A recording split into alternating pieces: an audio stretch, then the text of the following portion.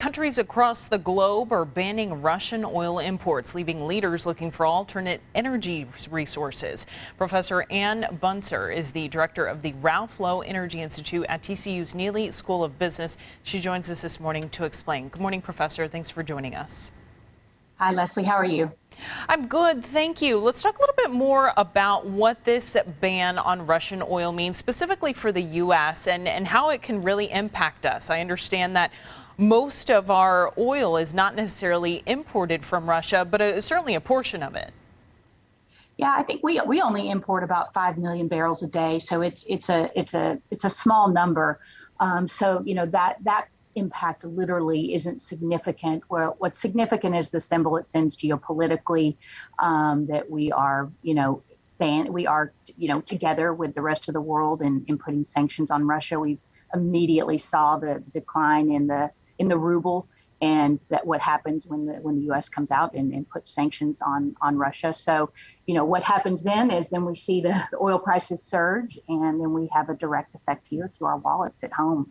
Yeah, absolutely. You talked about the political implications. What I think is interesting is that many who are familiar, with the situation happening in Venezuela are questioning, why is President Biden then now seemingly going to Venezuela to start talks about oil? Why is that a concern, and what kind of a political message does then that send?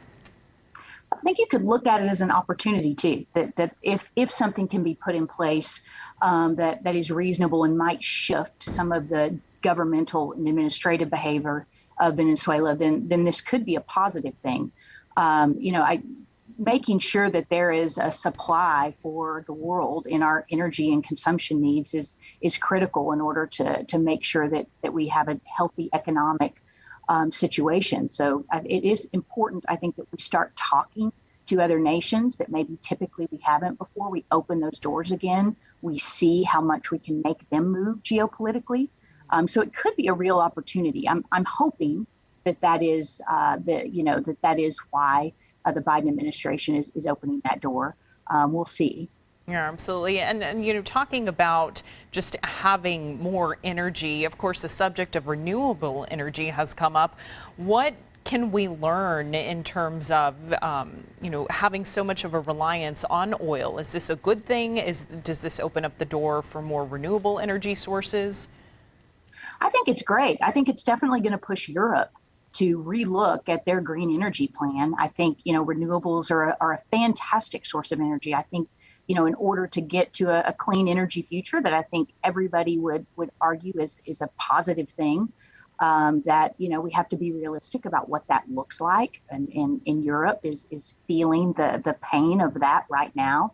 My opinion is that, we need a mix of everything. We need everything to improve and get more efficient and more green and more clean, including our hydrocarbons and then including even our renewable energy sources that right now still are not an economically viable option. It takes, $30 a megawatt hour to produce average wind and solar, but $150 a megawatt hour to store it. So, there's still technology that's lacking there in order for that to be a real complete solution.